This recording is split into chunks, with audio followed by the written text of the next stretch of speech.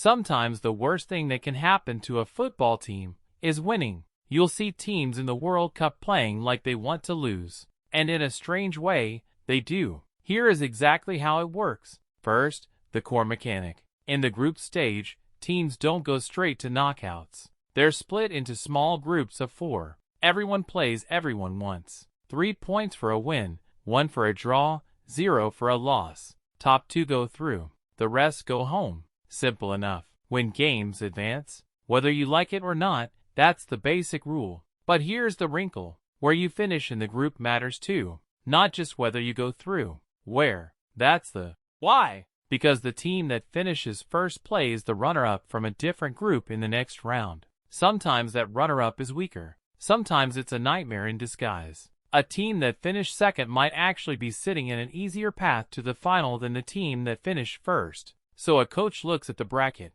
not just the scoreboard. And sometimes, the math says, lose this one on purpose, and your route to the final gets a lot friendlier. Now the escalation. This isn't theory. It's happened. At the 1982 World Cup, West Germany and Austria played their final group match knowing the exact score that would send both of them through, at the expense of Algeria. That score appeared early. And then, nothing. 90 minutes of football with the intensity of 2 people waiting for a bus. Fans booed. Commentators apologized on air. FIFA was embarrassed enough to change the rules afterward, scheduling final group games at the same time, so nobody could see the other result and adjust their effort accordingly.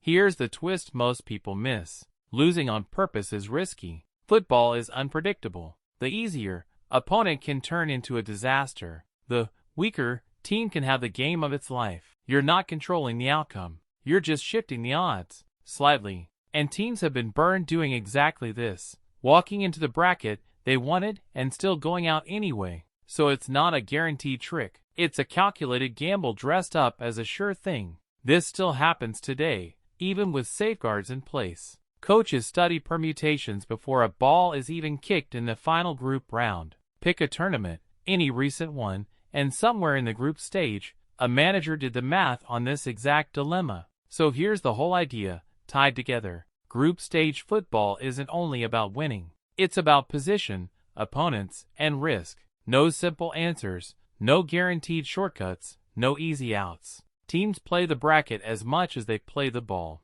And sometimes, the smartest move on paper looks, to everyone watching, like giving up. The game has not changed. You have. You're welcome. Subscribe if you enjoyed this type of content. It means a lot.